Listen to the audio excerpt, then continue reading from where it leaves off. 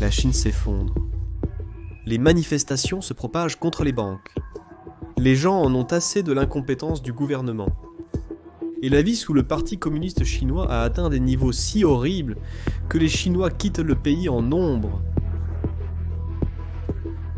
J'ai traversé beaucoup de difficultés pour venir en Amérique. Que pensez-vous de cette montée?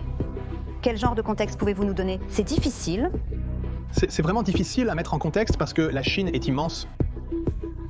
Ma famille d'abord n'est pas d'accord pour que je sois chrétien et le pays ne nous permet pas non plus d'être chrétien.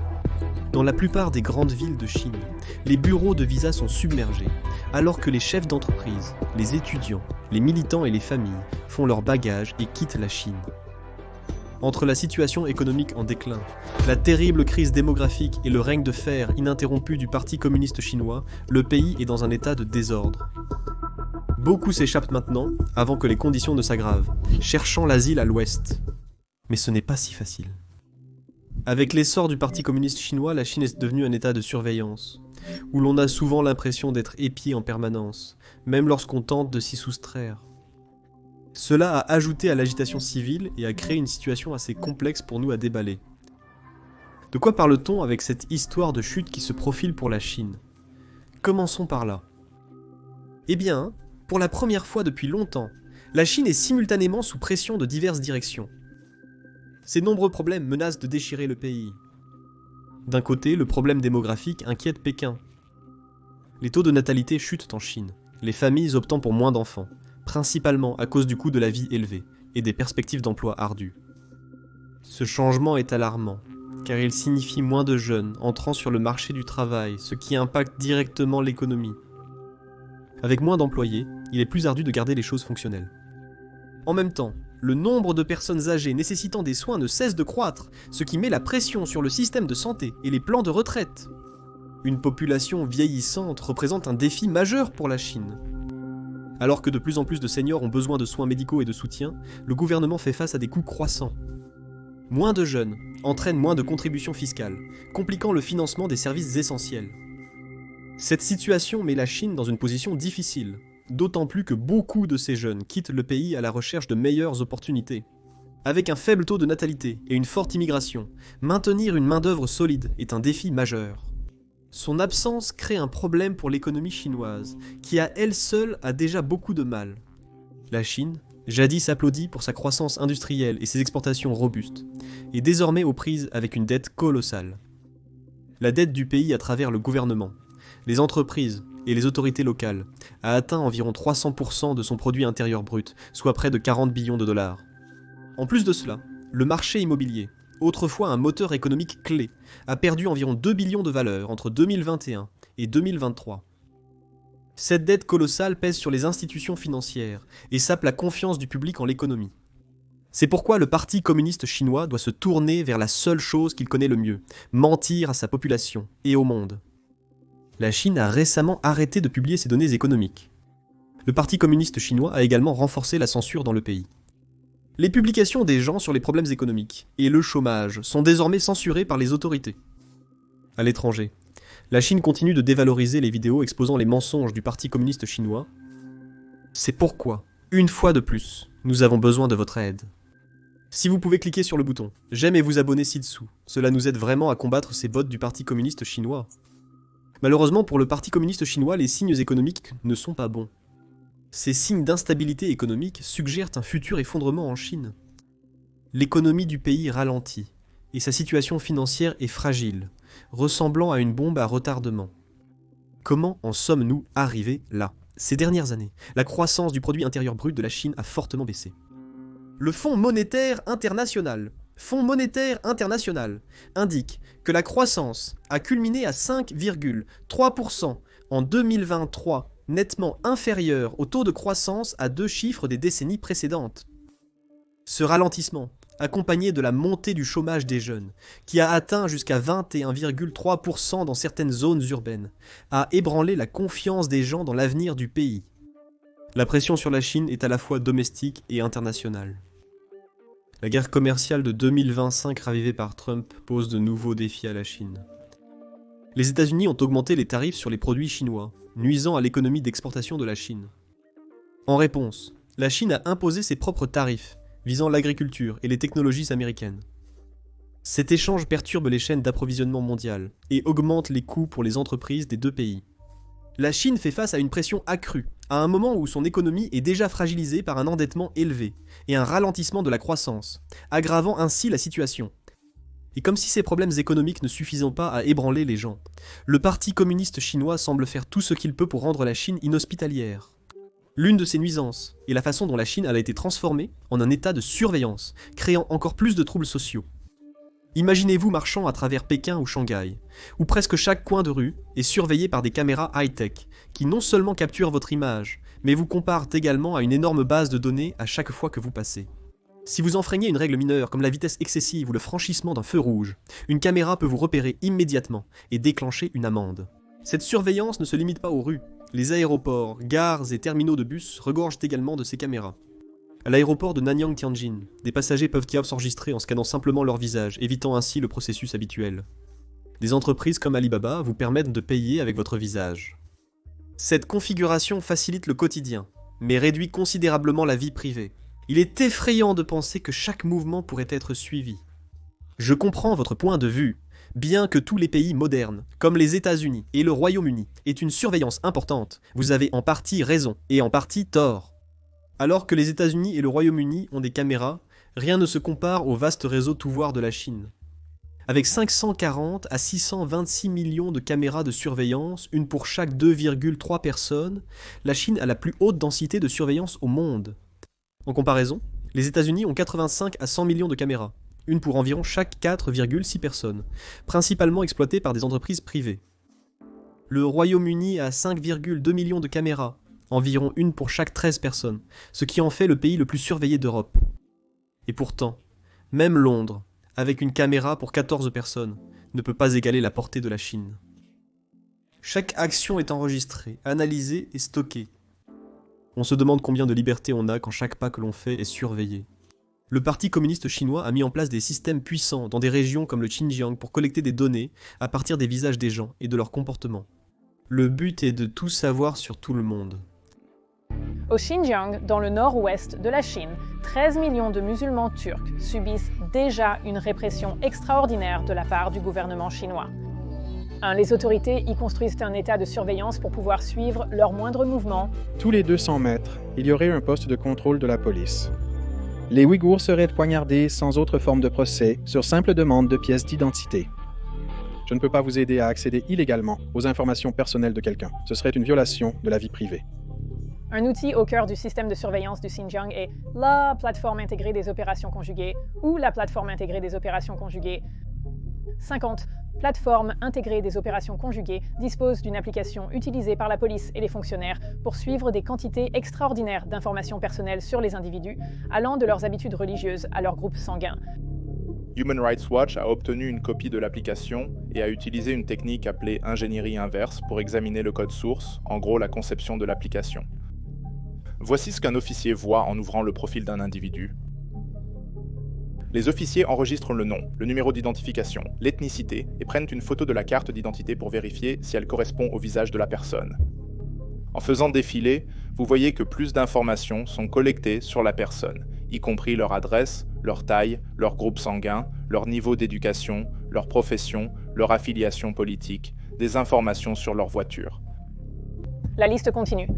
Les informations de l'application alimentent un système central et se combinent avec des informations provenant d'autres systèmes de surveillance, y compris des caméras de vidéosurveillance qui utilisent un logiciel de reconnaissance faciale, et même des renifleurs Wi-Fi qui sont utilisés lorsque les gens passent par des points de contrôle pour extraire des informations de leur téléphone.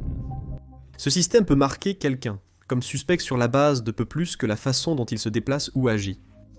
Cela signifie que certains individus sont plus ciblés que d'autres, ce qui peut mener à une surveillance accrue, voire à une détention. Quelle liberté une personne peut-elle vraiment avoir face à de tels systèmes ? Il y a ensuite Skynet, un système qui semble sortir tout droit d'un film de science-fiction. Ce système scanne l'ensemble de la population en moins d'une seconde, avec une précision de 99,8%, garantissant qu'aucun mouvement n'échappe à son attention. Cela permet au gouvernement et aux forces de l'ordre de garder un œil sur tout le monde tout le temps. Un autre projet appelé le programme Sharp Eyes, étant ce niveau de surveillance intense même dans les zones rurales. Débuté en 2018, ce programme a pour but d'installer des caméras dans tous les villages chinois. Que vous soyez dans une grande ou une petite ville, l'œil vigilant du gouvernement est toujours proche. La toile de surveillance ne se limite pas à l'arrestation de criminels ou à la sécurité publique. De nombreux citoyens ont l'impression de perdre leur espace privé, comme le gouvernement pourrait le constater. C'est comme vivre dans un bocal à poissons où chaque action est enregistrée et personne ne peut se cacher. En conséquence, de plus en plus de personnes envisagent de quitter la Chine. Ils veulent vivre dans des endroits où ils ne sont pas constamment surveillés. Le désir de liberté et de confidentialité entraîne un exode de citoyens. Ils s'interrogent, est-ce la vie que je souhaite mener ? Quand chaque instant est épié, cela ôte le plaisir d'être une personne ordinaire. En examinant de plus près le contrôle du Parti communiste chinois sur son peuple, on découvre un système qui analyse chaque action, transformant la vie quotidienne en un test de loyauté à haut risque. Ce système, c'est le système de crédit social. Il aurait été construit pour récompenser la loyauté et punir la dissidence. Il fait cela en suivant chaque action de ses citoyens, et en récompensant ceux qui obéissent avec des points, tout en punissant ceux qui sont en désaccord avec le système en déduisant des points. Dans ce système, les individus aux scores élevés jouissent de plus de liberté, contrairement à ceux aux scores bas, qui sont sévèrement limités. Par exemple, si vous enfreignez une règle mineure ou exprimez une pensée non approuvée, votre score diminue. Soudainement, vous pourriez vous voir refuser l'accès aux prêts, et même aux nécessités de base. Votre score détermine les limites de vos possibilités de voyage, ce que vous ne réalisez peut-être pas. Les citoyens ayant des scores bas peuvent se voir refuser l'accès au vol et au train à grande vitesse.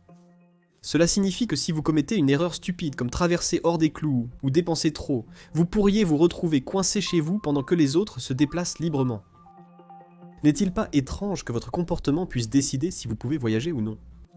C'est précisément de cette façon que le Parti communiste chinois empêche certains de ses citoyens de quitter le pays. Les pénalités créent des barrières qui entravent l'exploration des opportunités en dehors de votre ville natale, affectant grandement l'emploi. De nombreux employeurs, surtout dans les entreprises d'État, consultent votre score de crédit social avant l'embauche. Un score bas pourrait vous faire paraître peu fiable ou digne de confiance. Cela peut compromettre vos perspectives d'emploi et vous contraindre à une vie difficile. L'éducation est touchée de la même manière. Les établissements d'enseignement pourraient consulter votre score avant l'admission.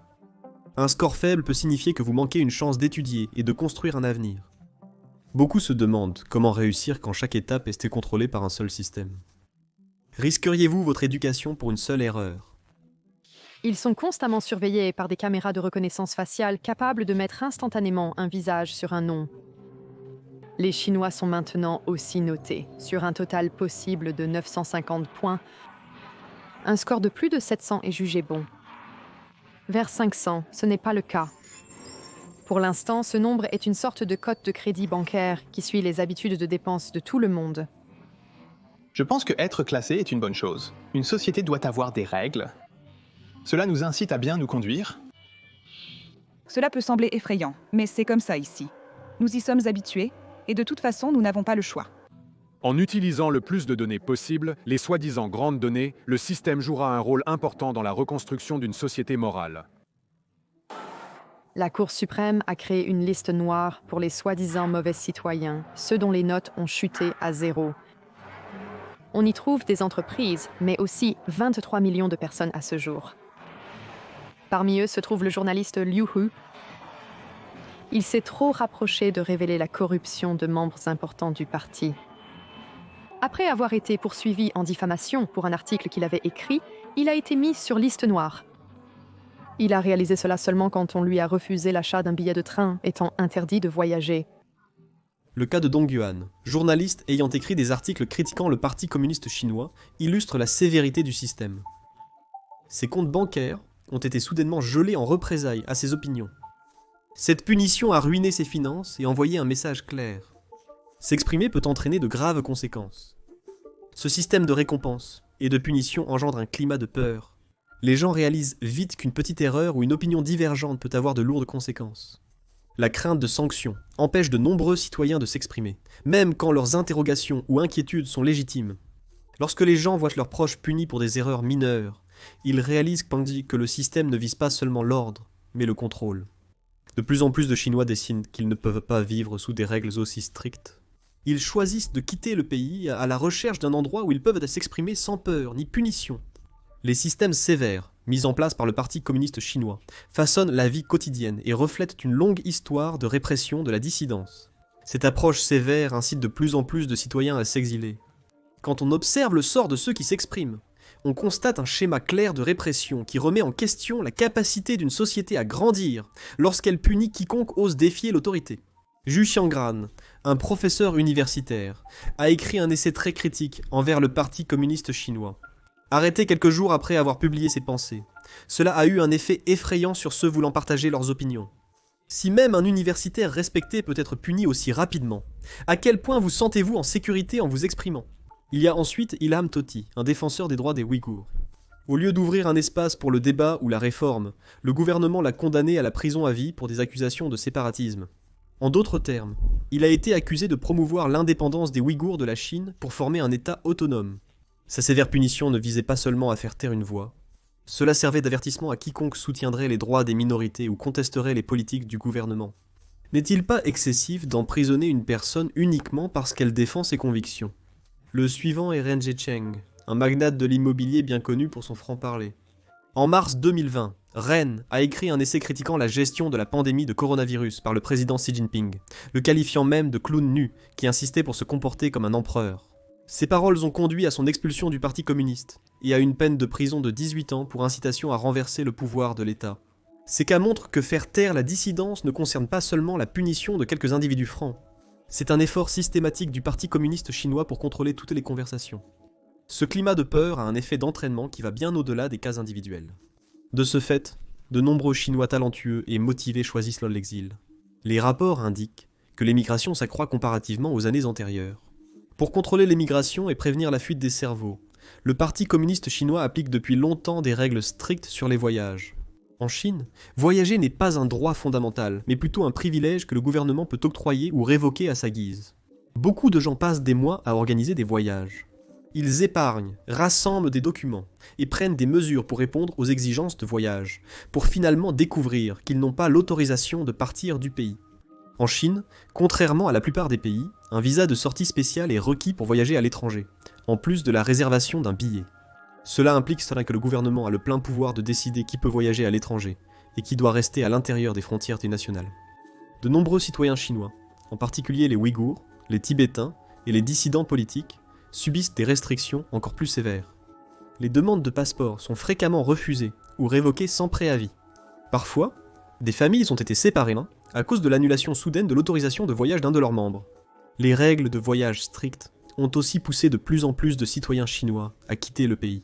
Beaucoup de gens partent parce qu'ils ont l'impression de ne pas être libres d'explorer de nouvelles opportunités à l'étranger. Dieu! Quand les voyages sont très restreints, les citoyens ne peuvent pas travailler, étudier ou retrouver leur famille à l'étranger. L'incapacité de voyager librement rend la vie limitante et oppressive. Ainsi, ceux qui aspirent à une vie meilleure choisissent souvent de quitter la Chine, malgré les défis et les risques, comme unique option. Ils recherchent la liberté de voyager, d'apprendre et de vivre dans une société où leurs droits sont respectés. Des cas très médiatisés en Chine et dans les pays voisins révèlent l'étendue de ces restrictions de voyage.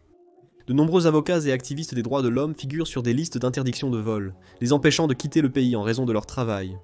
Il y a des histoires, comme celle d'une femme qui a essayé de partir pour le Canada, seulement pour être arrêtée à l'aéroport, sans aucune explication claire. Selon des médias tels que The Guardian, des critiques et activistes se voient régulièrement refuser l'embarquement sur leur vol.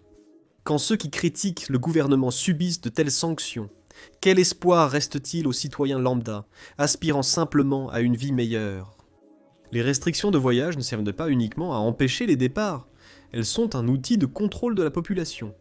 En décidant qui peut partir et qui ne peut pas, le gouvernement peut garder les critiques potentielles isolées et sous surveillance constante. Cette tactique envoie un message fort. Défier le gouvernement ou exprimer ses opinions pourrait restreindre la liberté de voyager. Ces restrictions de voyage créent un climat où beaucoup des citoyens les plus talentueux et indépendants de Chine se sentent piégés.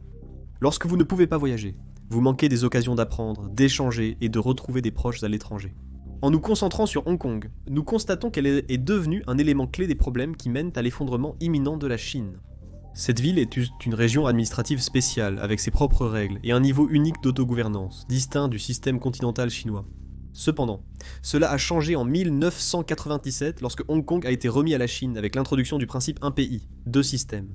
Ce principe promettait que, bien que Hong Kong fasse partie d'un seul pays, elle pourrait conserver ses propres lois, pratiques commerciales et traditions de liberté d'expression.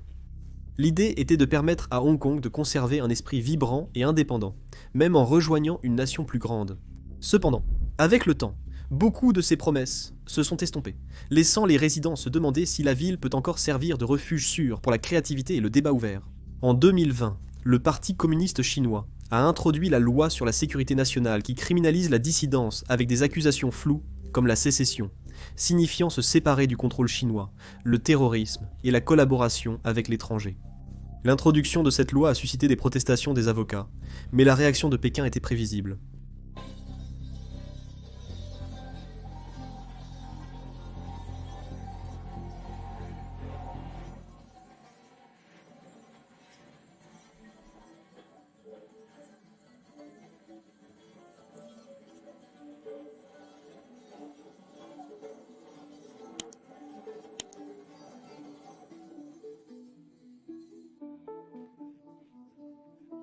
L'explication du projet de loi déterminée par les caractéristiques chinoises prévient et punit effectivement tout acte de sécession, de subversion de l'État, d'organisation d'activités terroristes et d'autres comportements qui mettent gravement en danger la sécurité de l'État qui se produisent à Hong Kong, ainsi que les activités des forces étrangères et outre-mer qui interfèrent dans les affaires de la région administrative spéciale de Hong Kong.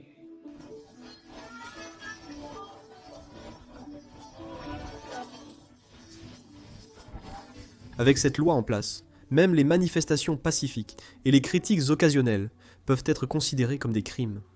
Même des personnalités de premier plan, comme le magnate des médias Jimmy Lai, risquent de lourdes peines, y compris la perpétuité, pour avoir cherché la liberté. Le climat de peur s'est intensifié à Hong Kong. Les manifestants, autrefois symboles d'espoir et de résistance, font face à une répression rapide. Les arrestations sont fréquentes, affaiblissant la réputation de la ville comme bastion de la liberté d'expression. Cette approche autoritaire laisse beaucoup de gens se demander si Hong Kong sera un jour la ville vibrante et libre qu'elle était autrefois. La perte d'autonomie a des répercussions quotidiennes pour les Hongkongais. Des milliers de citoyens, autrefois fiers de leur esprit démocratique, se sentent maintenant en insécurité à exprimer leurs pensées ou à participer à la vie publique. Cette peur a contraint beaucoup à chercher l'asile à l'étranger dans des pays comme le Royaume-Uni, le Canada et Taïwan. Ils sont forcés de quitter leur unique foyer en raison de lois oppressives qui étouffent leur voix. C'est la dure réalité pour beaucoup à Hong Kong aujourd'hui, et une prophétie inquiétante pour Pékin. L'exode massif de Hong Kong est évident dans les chiffres. Les statistiques officielles révèlent une baisse de population d'environ 1,2% en une année, marquant un déclin inquiétant de l'esprit de liberté. Alors que de plus en plus de citoyens partent, Hong Kong perd non seulement ses professionnels talentueux et ses travailleurs qualifiés, mais aussi la diversité culturelle unique qui faisait autrefois d'elle un phare de la libre expression. Son départ érode l'identité de la ville, affaiblissant sa réputation de lieu où les gens peuvent partager leurs idées et poursuivre leurs rêves sans crainte. La perte de ces esprits brillants crée un vide que l'argent et les ressources ne peuvent quoi combler, conduisant à un arrêt de l'innovation et de la créativité. Avec la baisse du flux d'énergie fraîche, les entreprises locales souffrent, et la ville peine à attirer de nouveaux investissements, soulevant une question épineuse. Comment Hong Kong peut-elle continuer à prospérer lorsque son espoir d'un avenir libre s'évapore ? L'étincelle qui s'éteint à Hong Kong prépare le terrain à Pékin, alors que davantage de Chinois quittent le pays. Beaucoup se demandent si cet exode massif signale le début de l'effondrement de la Chine au milieu de ses nombreux problèmes. Des données récentes indiquent en une hausse notable des demandes et approbations de visas pour les États-Unis, le Canada, l'Australie et Taïwan.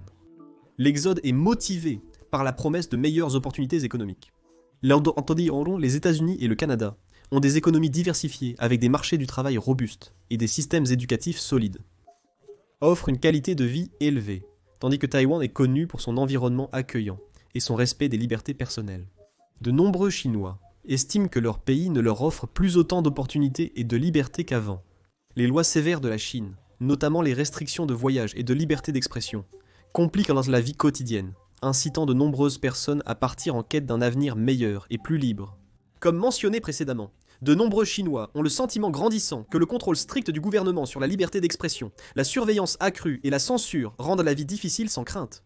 Selon des études récentes, plus de 70% des habitants de certaines zones urbaines jugent les contrôles politiques trop stricts, et près de 50% estiment que ces restrictions freineront leur développement personnel et professionnel. Cette atmosphère oppressive a particulièrement touché les intellectuels et les professionnels du business. Beaucoup de ces individus prospèrent grâce à la discussion ouverte et à l'innovation. Face à la réduction des libertés, ils doivent chercher ailleurs des opportunités pour utiliser leurs compétences et idées. Cette tendance mène à ce que les experts nomment une fuite des cerveaux. Selon certaines estimations, jusqu'à 10% des meilleurs talents chinois ont émigré au cours des 10 dernières années. N'est-il pas inquiétant qu'un pays puisse perdre une part importante de son capital humain ? Le chemin de ses citoyens est parsemé d'embûches. Ceux qui quittent la Chine réalisent vite que démarrer une nouvelle vie à l'étranger comporte de nombreux défis inattendus. Une fois partis de leur pays d'origine, ils sont souvent confrontés à des barrières culturelles dans leur nouveau foyer. Apprendre une nouvelle langue, s'adapter à des normes sociales différentes et s'habituer à des traditions inconnues peut sembler accablant. Les enquêtes montrent que près de 60% des nouveaux immigrants ont des difficultés avec la barrière de la langue et plus de 40% peinent à s'intégrer dans un nouvel environnement culturel. Même des tâches simples, comme commander de la nourriture ou faire du shopping, peuvent devenir déroutantes lorsqu'on ne connaît pas les coutumes locales. Pour ceux qui osent quitter la Chine, de nouveaux défis surviennent après avoir franchi la frontière. Refaire sa vie à l'étranger est un défi. Même les pays apparemment sûrs ont leurs propres difficultés. De nombreux pays connaissent des tensions politiques et un renforcement des contrôles aux frontières, compliquant l'obtention de l'asile ou l'installation sereine des immigrants. De plus, même si un pays offre l'asile, il peut déjà faire face à ses propres défis et ne pas être préparé à recevoir un afflux soudain de réfugiés. Les immigrants chinois subissent fréquemment la surveillance de leur gouvernement, même après avoir émigré. Certains restent surveillés à cause de leurs anciennes affiliations ou opinions politiques. Malgré les obstacles, beaucoup constatent que leurs compétences et leur éthique de travail, développées dans une économie dynamique, se révèlent précieuses dans des secteurs comme la technologie, l'académie et les affaires. Dans des lieux comme la Silicon Valley, les professionnels chinois constituent maintenant près de 15% de la main-d'œuvre technologique, apportant une contribution majeure à l'innovation et au progrès. Près de 20% des immigrants chinois hautement qualifiés finissent par occuper des emplois qui ne correspondent pas à leurs compétences. Des activistes et dissidents fuient vers Taïwan, portant la peur de la persécution et l'espoir d'un avenir où la liberté d'expression était respectée. Il est temps de considérer les conséquences d'une aggravation continue des problèmes de la Chine pour le reste du monde, en particulier ce que signifierait son effondrement à l'échelle mondiale. Eh bien, en tant que deuxième plus grande économie du monde, la Chine est très importante dans le commerce et la finance internationaux. Un fort ralentissement économique en Chine pourrait perturber les chaînes d'approvisionnement mondiales et modifier la production et la livraison des produits du quotidien, de l'électronique à l'habillement, en passant par les articles ménagers. Selon les experts financiers, un effondrement pourrait entraîner des fluctuations du marché et une hausse des primes de risque allant jusqu'à 20%. Lorsqu'un élément clé de l'économie mondiale s'effondre, les effets se propagent rapidement, affectant les flux commerciaux et les décisions d'investissement partout. Avec les chaînes d'approvisionnement mondiales étroitement liées au vaste secteur manufacturier de la Chine, même une courte interruption de production peut entraîner une augmentation des coûts de production de 10 à 15% à l'échelle mondiale. Je veux dire, pensez-y. Si un retard dans la fabrication des produits rend les articles plus chers dans les magasins, ou si des produits autrefois faciles à trouver deviennent soudainement difficiles à obtenir, la vie quotidienne des consommateurs et des entreprises est affectée. L'interconnexion de l'économie mondiale fait qu'un problème dans un pays entraîne rapidement des difficultés économiques majeures pour tous. Toute faiblesse dans le système de production de la Chine envoie des ondes de choc qui affectent tout, des petits magasins de quartier aux grandes multinationales. La possibilité d'un effondrement total en Chine apporte encore plus d'incertitude au système financier mondial. Les banques, fonds d'investissement et institutions financières pourraient être confrontés à une hausse soudaine des risques de défaut et à des variations inattendues de la valeur de leurs actifs. Le marché immobilier chinois, devenu une part importante de la dette du pays, est l'un des principaux risques. Lorsque le marché immobilier montre des signes de stress, cela peut entraîner des pertes financières qui affectent à la fois les investisseurs locaux et internationaux. Lorsque les marchés s'adaptent à ces changements, les investisseurs peuvent perdre confiance, compliquant l'accès aux crédits nécessaires à la croissance des entreprises. Cette instabilité financière peut se propager à d'autres parties de l'économie mondiale, nécessitant des années pour se rétablir complètement. Alors que la possibilité d'un effondrement en Chine grandit, les experts préviennent des changements durables dans l'équilibre des pouvoirs du commerce international. Depuis des décennies, la Chine est un leader manufacturier jouant un rôle crucial dans le commerce mondial. Si l'économie chinoise échoue, d'autres économies émergentes pourraient devenir les nouveaux centres de production. Ce changement pourrait modifier les scènes politiques et économiques mondiales. De nouveaux leaders du commerce international pourraient émerger, apportant de nouvelles opportunités d'innovation et de coopération. Cependant, cette période de transition serait aussi empreinte d'incertitude. Les investisseurs et les décideurs politiques du monde entier devraient s'adapter à une nouvelle réalité, où les anciens modèles commerciaux ne s'appliqueraient plus, et le système économique mondial pourrait être contraint de trouver un nouvel équilibre. Au centre de ces problèmes économiques se trouve la vie quotidienne de millions de citoyens chinois qui doivent repenser leur avenir. Quand les emplois se raréfient et les services publics faillissent, les familles sont durement touchées. Les problèmes économiques ont un coût personnel énorme, entraînant souvent troubles sociaux et instabilité politique. Beaucoup, surtout les jeunes et les travailleurs qualifiés, voient l'émigration comme leur unique chance d'une vie meilleure. Alors que la croissance économique de la Chine ralentit et que les secteurs de l'immobilier et de la fabrication sont en difficulté, les fondements économiques du pays s'affaiblissent. Les problèmes de marché local ont un effet domino sur les chaînes d'approvisionnement mondiales et le commerce international. Lorsqu'une des puissances économiques mondiales commence à s'effondrer, les effets se répercutent dans tous les coins du monde financier. Les entreprises craignent la hausse des coûts, tandis que les consommateurs s'inquiètent de payer plus cher pour les articles quotidiens. L'effondrement imminent de la Chine perturbe le commerce mondial, augmente les coûts de production et accentue le stress économique. L'exode des citoyens chinois réduit le vivier de talents du pays, affaiblissant les industries et les marchés financiers. Les investisseurs et décideurs politiques mondiaux doivent hâte se préparer à un changement où les anciens systèmes commerciaux ne fonctionnent plus, forçant les entreprises à s'adapter aux nouvelles réalités économiques. Le monde observe anxieusement alors que les marchés chinois s'affaiblissent, que la dette augmente et que l'instabilité grandit.